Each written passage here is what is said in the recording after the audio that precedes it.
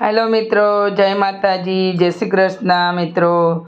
તો બધા તહેવારોમાં મીઠું ખાઈને કંટાળી ગયા હોય તો ચાલો આજે આપણે બનાવીશું કંઈક નવું, એકદમ નવી રેસિપી અને નવી રીતે પાત્રાના મૂઠિયા કેવી રીતે કરવા એ આજે આપણે બનાવીશું નવી રીતે મૂઠિયા। તો ચાલો મિત્રો, નવી રીતે મૂઠિયા કેવી રીતે બનાવવા એના માટે આપણે અળવીના પાન લઈ લીધા છે, એટલે કે પાતળા, આપણે એને પાત્રા કહીએ છીએ, પાત્રાના। તો અળવીના પાન અહીંયા આપણે લઈ લીધા છે 250 ગ્રામ। એને બધા આપણે ધોઈને સાફ કરી અને આ રીતે મેં બીડા વાળીને એને આ રીતે આપણે એને કટ કરી લેવાના છે।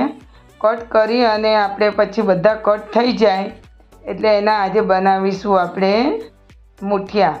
તો નવી રીતે મૂઠિયા અળવીના પાત્રાના ભજીયા કરવાની, જે એના રોલ વાળવાની કે એને લોટ ચોપડવાની ઝંઝટ વગર। તો ચાલો આજે બનાવીશું આપણે અળવીના પાનના ભજીયા। તો અળવીના પાનના ભજીયા માટે અહીંયા આપણે બધા પાનને આ રીતે કટ કરી લેવાના છે। પાન કટ થઈ જાય એટલે આપણે એક વાસણમાં લઈ લઈશું અને એની અંદર હું મસાલા તમને બતાવી દઉં છું। મસાલા આપણે ખૂબ ઓછા અને ઘરના મસાલાથી જ આપણે બનાવીશું। અને તો અહીંયા તમે જોઈ શકો છો, મેં લચ્છામાં કટિંગ કરી લીધા છે અને હવે આપણે આંબલી પલાળી દીધી હતી। તો તમારે ઝડપી એવી આંબલી જો તમારે બનાવવી હોય, પલાળવી હોય તો તમે એને ગરમ પાણીમાં એને બાફીને બનાવી શકો છો। તો હવે આપણે આને એક બાજુ રાખી અને હવે આપણે જે કાપેલા છે એમાં આપણે આંબલીને પલ્પ અંદર ઉમેરી દઈશું। એટલે અને હવે આપણે સૂકા મસાલામાં ઉમેરીશું હળદર પાવડર અને ધાણા જીરું પાવડર 1 ચમચી અને 1 ચમચી આપણે કાશ્મીરી લાલ મરચું આપણે લઈ લઈશું। તો મસાલા આપણે ઉમેરી દીધા છે અને મીઠું લઈ લઈશું સ્વાદ અનુસાર।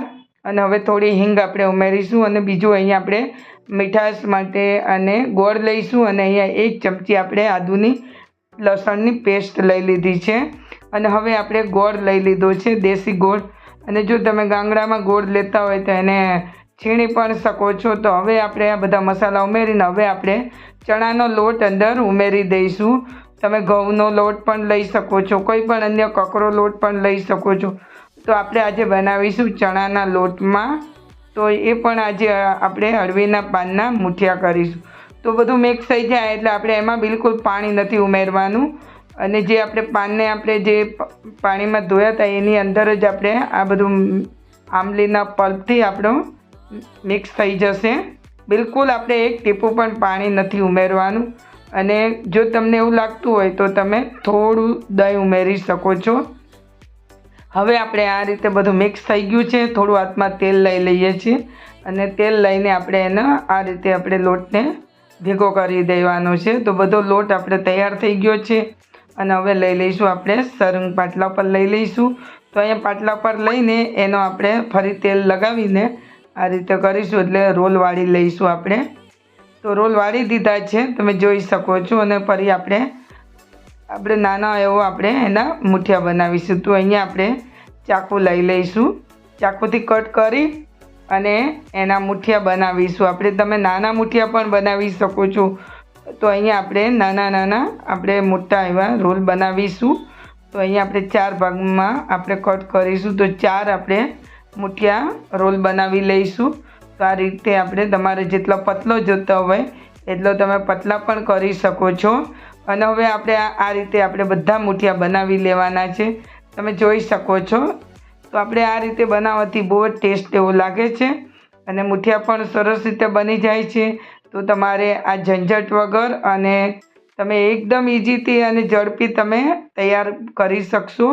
અને આ મૂઠિયા બનાવવા બહુ જ વાર લાગતી નથી અને ફક્ત તમે એને 10-15 મિનિટની અંદર તમે એને તૈયાર કરી શકશો। તો મૂઠિયા રોલ આપણે બનાવી લીધા છે અને હવે તલનો આપણે છંટકાવ કરી દઈશું। તો આ રીતે બનાવવાથી બહુ જ ટેસ્ટ લાગે છે અને છે ને મિત્રો, એકદમ તમારે ઝંઝટ વગર અને એકદમ ઇઝી। તો આ રીતે હવે રોલ આપણે તૈયાર થઈ ગયા છે અને હવે આપણે પાણી ગરમ કરવા પણ મૂકી દીધું છે અને આ સમયે આપણે પાણી ગરમ કરવા મૂકી દેવું એટલે પાણી પણ ગરમ થઈ જાય। તો મેં અહીંયા સ્ટીમ કુકરમાં આપણે પાણી ગરમ કરવા મૂકી દીધું છે, એટલે પાણી પણ આપણું સરસ એવું ઉકળી ગયું છે અને હવે રોલ આપણા સરસ તૈયાર થઈ ગયા છે. તો રોલને આપણે લઈ લઈશું સ્ટીમ કુકરમાં. તો આ રીતે રોલ તમે જોઈ શકો છો. તલનો પણ છંટકાવ કરી દીધો છે અને હવે આપણે ઢોકળિયા કુકરમાં આ રીતે એને બાફવા મૂકી દેવાના. સરસ રીતે આપણે એને, તો મેં અહીંયા વિડીયો તમને 7 મિનિટનો બતાવેલો છે અને તમે કહેશો કે તો અહીંયા આપણે, તમારે પાસે સમય હોય એટલો તમે 10 કે 15 મિનિટ તમે એને બાફી શકો છો, એટલે સરસ રીતે બફાઈ જાય. તો અહીંયા આપણા બફાઈ ગયા છે અને હવે આપણે લઈ લઈશું રોલને. તમે જોઈ શકો છો સરસ રીતે તૈયાર થઈ ગયો છે.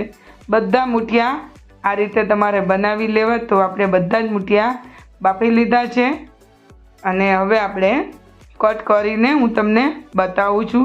જે આપણે રોલ વાળતા હોઈએ છીએ, બીડા અને રોલ વળતા હોય છે અળવીના પાત્રાના, તો આને હું કાચું પણ ખાઈ શકું છું. તો આને તમારે બાફીને તમે આમ પણ વઘારીને ખાઈ શકો છો, તમે ડીપ ફ્રાય કરીને ખાઈ શકો છો. તો હવે આપણે બધા લઈ લીધા છે કટ કરી અને હવે આપણે તેલ ગરમ કરવા મૂકી દીધું છે. તો અહીંયા આપણે ડીપ ફ્રાય કરીશું. તમે સેલો ફ્રાય કરીને પણ ખાઈ શકો છો. તો હવે આપણે બધા એને તળી લેવાના છે. આપણે જ્યારે ભજીયા તળતા હોય એ રીતે તમારે એને તળી અને એકદમ કુરકુરા અને ક્રન્ચી અને ખાવામાં તો તમને એકદમ કડક ને સરસ ક્રન્ચી એવા લાગશે. અને આને તમે સાતમ પર જો બનાવતા હોય તો તમે 2 દિવસ સુધી ખાઈ શકો છો અને એમ પણ બગડતા નથી. તો છે ને બિલકુલ આપણે પાણી વગર તમે આને અઠવાડિયા સુધી પણ તમે ખાઈ શકો છો, એવા ને એવા રહેશે. તો મિત્રો, તમને આ રેસિપી કેવી લાગી? તો મિત્રો, તમને આ રેસિપી પસંદ આવી હોય તો લાઈક કરજો, વધુમાં વધુ શેર કરજો મિત્રો.